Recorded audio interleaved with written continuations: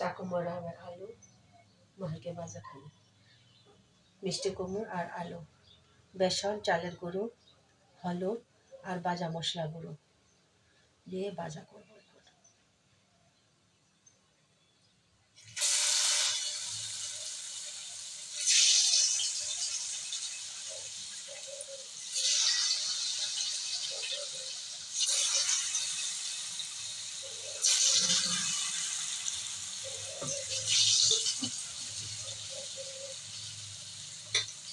মশলা পাইলে খাইতে আমি আর খেতে খেতে মশলা করেছি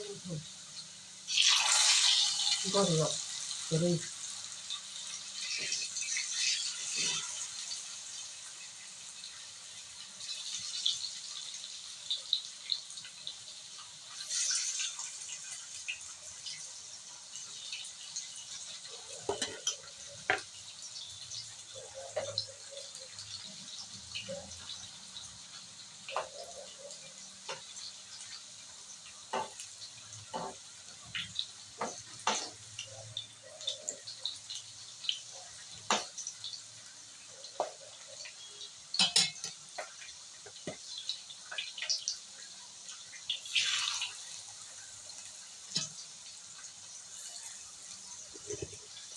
নুনু প্রায় ইলেকশন সময় দিই খাই তবু কারণ ছোট ছোট করে আলু কেটে টম করে যদি ভাজি করে আলুটা বেশি লেগে যায়, তো এটা থেকে আমি একটু পাতলা করে কাটে সেভাবে যেভাবে আমি মিষ্টি কুমড়ে ভাজি করে সেভাবে ভাজিটা করে নিব।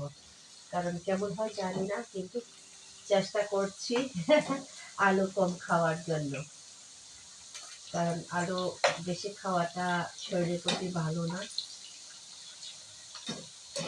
আলু কিন্তু প্রিয় আমার, কিন্তু খেতে পারি না, বেশি খাওয়া বলে ভালো না, তাই বলে মেনটেন করে চলছি। দেখি কি করা যায়। আজকে তো ডাল হলো, বাজি হলো,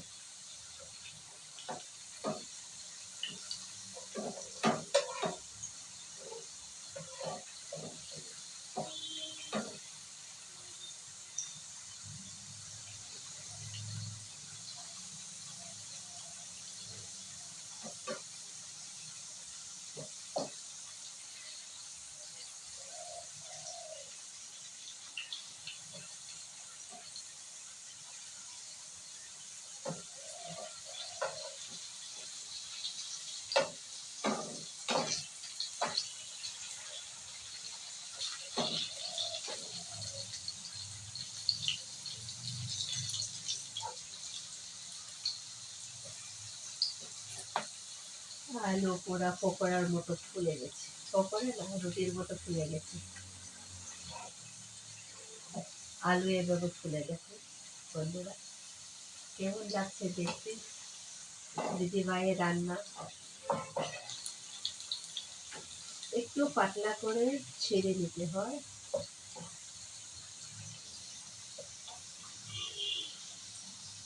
পাতলা করে কাটলে একটু ফুলে যায়।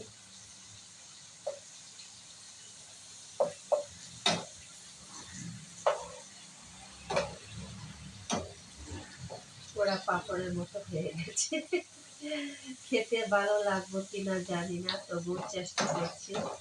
কারণ শীতের সময় এত সকাল সকাল স্নান করে যে রান্নাঘরে ঢুকে রান্না করাই তো বড় মুশকিল। কারণ যদি শোলা হতো তাহলে তো আগুন পেত, তাই না? একের পর এক খুলে আসছে আমার আলু ভাজি।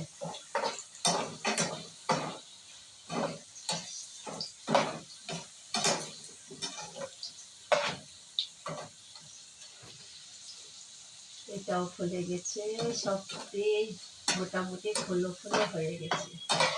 জানি না টেস্ট কেমন হবে।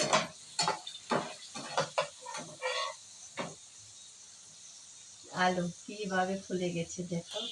হ্যাঁ, রান্নাতে যদি দেখতে ভালো লাগে তো রান্না করতে মজা আলাদা হয়ে যায়, তাই না? তো হয়ে গেল আমার ভাজা। আজকে শুধু ভাজা দিয়ে চলে, আমার সোমবারে শুধু ভাজাটা চলে বেশি। আর একটু ডাল রান্না করবো, আর লাউয়ের পাতা লাউয়ের ডোকা দিয়ে একটা নিরামিষ করবো।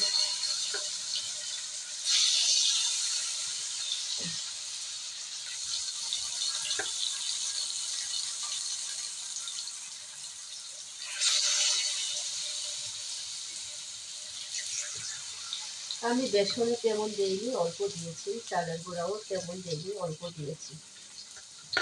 কারণ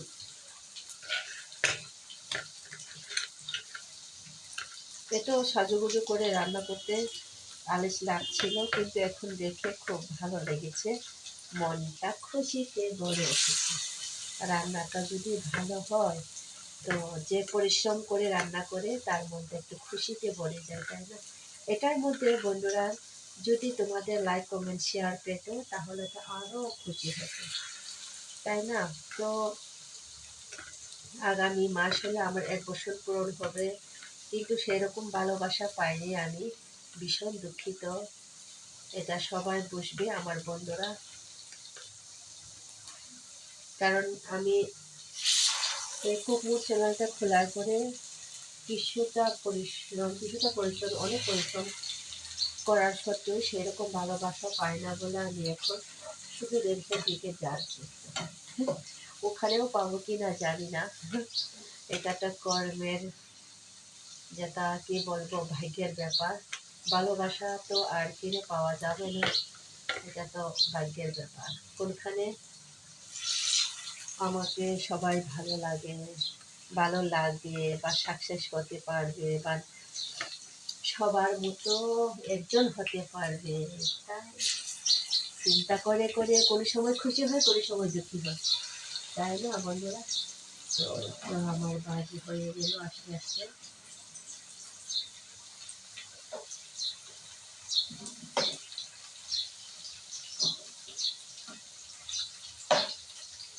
কারণ ডালটা আমি করেছি, ডাল কিন্তু আমার হাজবেন্ড খাবে না, আমার ছোনো খাবে না। ডালটা শুধু আমি আর মেয়ে খাবো। আর ছোনুকে দিতে হবে যে কি বলে, লাউয়ের পাতা ওই গাছে খুব কষ্ট হচ্ছে।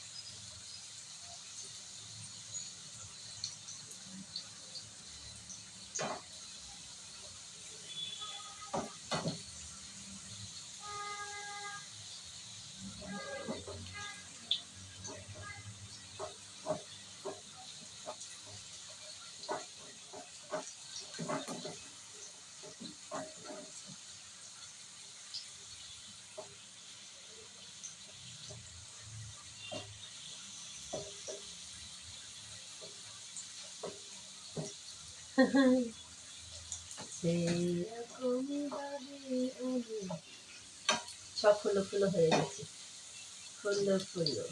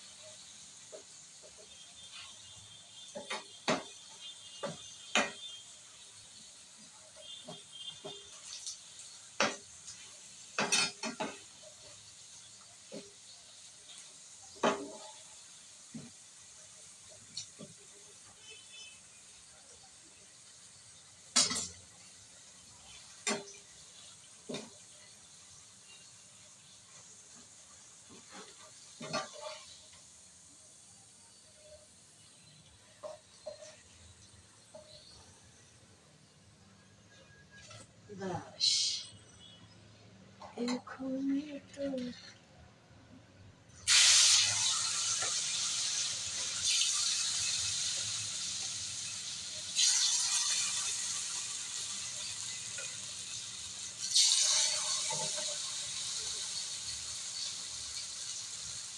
আমার বাজি হয়ে গেল।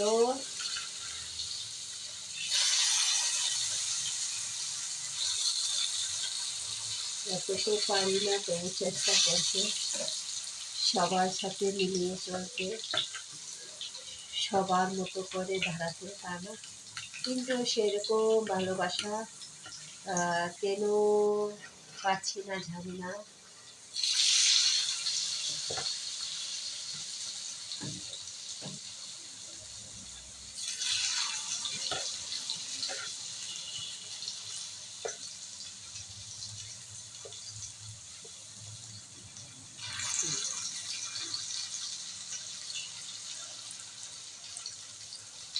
ভাজিটা খুব ফুলো ফুলো হয়ে যাচ্ছে।